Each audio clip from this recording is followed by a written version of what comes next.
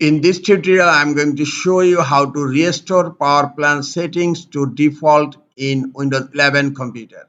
Sometimes it becomes very important for you, so don't forget to watch full video.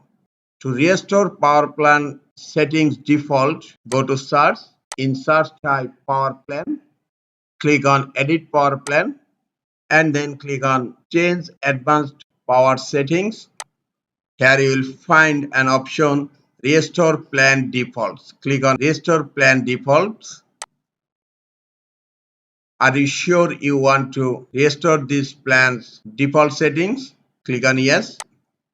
Now click on apply and click on OK.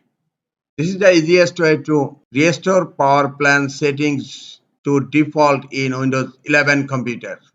This is all for today. Hope this tutorial is helpful for you. Keep watching for next tutorial. Thank you very much.